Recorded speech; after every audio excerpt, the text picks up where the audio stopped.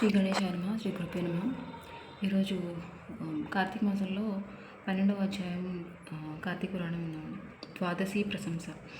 ఓ మహారాజా, కార్తీక మాసమున కార్తీక సోమవారము కార్తీక ద్వాదశి వ్రతమును గురించి సాలగ్రామపు మహిమల గురించి వివరించదము విను అని వశిష్ఠ మహాముని ఈ విధంగా తెలియజేశారు. కార్తీక సోమవారం నాడు ఉదయాన్నే లేచి కాలకృత్యాలు తీర్చుకొని నదికి వెళ్ళి స్నానం చేసి ఆచమనం చేయవలెను. తర్వాత శక్తి కొలది బ్రాహ్మణులకు దానమిచ్చి ఆ రోజంతా ఉపవాసం ఉండి సాయంకాలంలో శివాలయం కానీ విష్ణువాలయం కానీ వెళ్ళి పూజించి నక్షత్ర దర్శనం చేసుకొని పిమ్మట భుజించవలేను. ఈ విధంగా చేసిన వారికి సకల సంపదలు కలుగుటే కాక్ష మోక్షం కూడా కలుగును. కార్తీక మాసంలో శని త్రయోదశి వచ్చిన ఏడల ఆ వ్రతం ఆచరించినచో 100 రెట్లు ఫలితం కలుగును. కార్తీక శుద్ధ ఏకాదశి రోజున పూర్ణోపవాసం ఉండి ఆ రాత్రి విష్ణువాలయంకు వెళ్ళి శ్రీహరిని మనసారా ధ్యానించి శ్రీహరి సన్నిధిని పురాణ కాలక్షేపం చేసి మరునాడు బ్రాహ్మణ సమారాధన చేసిన కోటి యజ్ఞముల ఫలితం కలుగును. ఆ విధంగా చేసిన వాళ్లకు సూర్యగ్రహణ సమయంలో గంగానదిలో స్నానం చేసి కోటి బ్రాహ్మణులకు భోజన దానం చేసిన ఎంత పుణ్యం కలుగునో దానికంటే అధికంగా పుణ్యం కలుగును. కార్తీక శుద్ధ ద్వాదశి నాడు శ్రీమన్నారాయణుడు శేషపానపు నుండి లేచును కనుక కార్తీక శుద్ధ ద్వాదశి వ్రతము విష్ణువునకు ఇష్టం.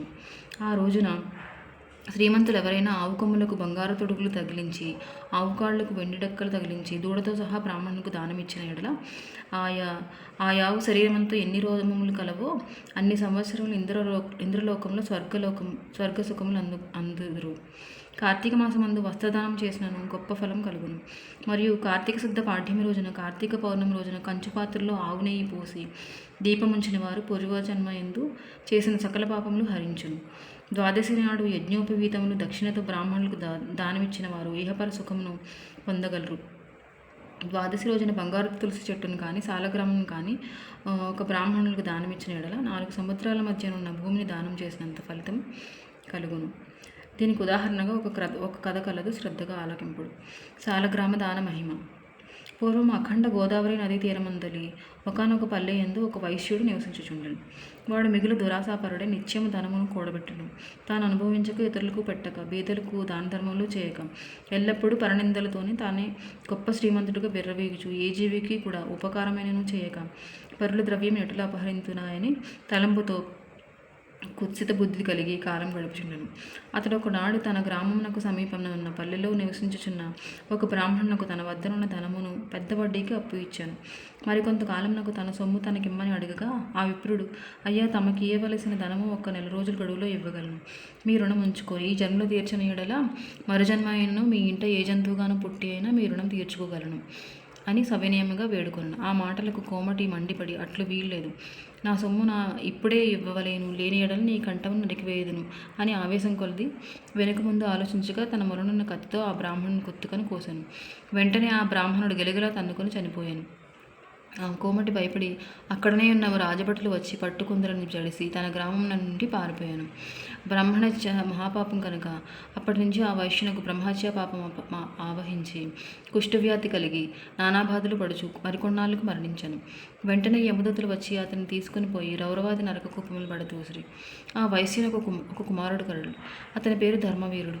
ఆ పేరునకు తగినట్లుగానే తండ్రి సంపాదించిన ధనమును దాన ధర్మములు చేయొచ్చు, పుణ్యకార్యములు ఆచరించుచు, నీడ కొరకే చెట్లు నాటించుచు, నూతులు చెరువులు తవ్వించుచు, సకల జనులను సంతోషపెట్టుచు మంచి కీర్తిని సంపాదించాను. ఇటులుండగా కొంతకాలంకు త్రిలోక సంచారియగు నారదుల వారు యమలోకం దర్శించి భూలోకమునకు వచ్చి త్రోవల ధర్మవీరుని ఇంటికి వేయించేసి ధర్మవీరుడు నారదుల వారికి సాష్టాంగ దండ ప్రమాణములు ఆచరించి విష్ణుదేవునిగా భావించి అర్ఘ్యపాద్యాది విధుల చేత సత్కరించి చేతులు జోడించి, మహానుభావ, నా పుణ్యం కొలది నేడు తమ దర్శనం లభించింది. నేను ధన్యుడను. నా జన్మ ధరించినది. నా ఇల్లు పావనమైనది. శక్తి కొలది నీ చేయు సత్కారములు స్వీకరించి తమరు వచ్చిన కార్యమును విస్తీకరింపుడు అని సవినయముగా వేడుకొనదు. అంత నారదుడు చిరునవ్వు నవ్వి, ఓ ధర్మవీర, నేను నీకొక హితవు తలచి వచ్చి తిని. శ్రీ మహావిష్ణువు నాకు కార్తీక మాసంలో శుద్ధ ద్వాదశి మహాప్రీతికరమైన దినము. ఆ రోజున స్నాన దాన జపాదుల్లో ఏవి చేసినను అత్యంత ఫలం కలుగును.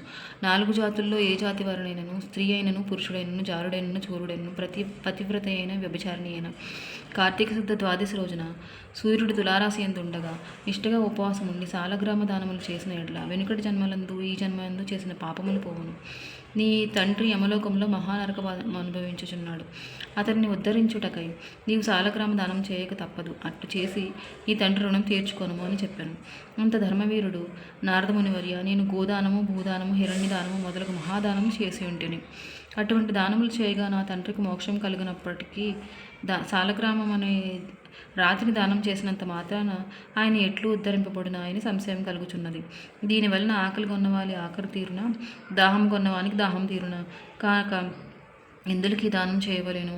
నేను ఈ సాలగ్రామ దానమును మాత్రం చేయజారనని నిష్కర్షగా పలికాను. ధర్మవీరుని అవివేకమునకు విచారించి, వైశ్యుడా, సాలగ్రామమును శిలామాత్రంగా ఆలోచించితివి. అది శిల కాదు, శ్రీహరి యొక్క రూపము. అన్ని దానముల కంటే సాలగ్రామ దానం చేసినచు కలుగు ఫలమే గొప్పది. నీ తండ్రిని నరకపాద నుండి విముక్తిని ఇంచితివేని ఈ దానం తప్పక మరో మార్గం లేదు అని చెప్పి నారదుడు వెళ్ళిపోయాను. ధర్మవీరుడు ధనబలం గలవాడే ఉండియు, ధన సామర్థ్యం కలిగి ఉండి కూడా సాలగ్రామ దానం చేయలేదు. కొంతకాలంలో అతడు చనిపోయాను. నారదుడు చెప్పిన హితబోధను చెవిని పెట్టుట చేత మరణానంతరం 7 జన్మల యందు పులి అయి పుట్టి, మరి 3 జన్మలందు వానరమై పుట్టి, 5 జన్మలు ఎద్దుగా పుట్టి, 10 జన్మలు మానవ స్త్రీగా పుట్టి, 10 జన్మలు పందిగా జన్మించి ఉండెను. అట్లు జరిగిన తర్వాత 11వ జన్మలో ఒక పేద బ్రాహ్మణుని ఇంట స్త్రీగా పుట్టగా ఆమెకు యౌవనకాలం రాగా ఆ పేద బ్రాహ్మణుడు ఒక విద్వాంసునికిచ్చి పెండ్లి చేశాను. పెండ్లి అయిన కొంతకాలంలో ఆమె భర్త చనిపోయాను. చిన్నతనం మంది ఆమెకు కష్టములు సంభవించినందులకు తల్లిదండ్రులు, బంధువులు చాలా దుఃఖించిరి. తండ్రి ఆమెకు ఈ విపత్తు ఎందువలన కలిగినాయని దివ్యదృష్టితో గ్రహించి వెంటనే ఆమె చేత సాలగ్రామ దానం చేయించి, నాకు బాలవైధవ్యమునకు కారణమైన పూర్వజన్మ పాపము నశించుగాక అని చెప్పించి సాలగ్రామ దాన ఫలమును దారపోయించను. ఆ రోజు కార్తీక శుద్ధ సోమవారం ఒకటి వలన ఆ సాలగ్రామ దానఫలంతో ఆమె భర్త జీవించెను. పిదప ఆ నూతన దంపతులు చిరకాలం సకల సౌభాగ్యంతో జీవించి జన్మాంతరమున స్వర్గంను కరిగిరి.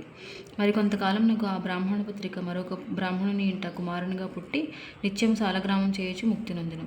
కావున ఓ జనక, కార్తీక శుద్ధ ద్వాదశి రోజున సాలగ్రామ దానం చేసిన దానఫలం ఇంతింత కాదు, మరో ఎంతో ఘనమైనది. కావున నీవును ఆ సాలగ్రామ దానము చేయము. 12వ అధ్యాయము సమాప్తం.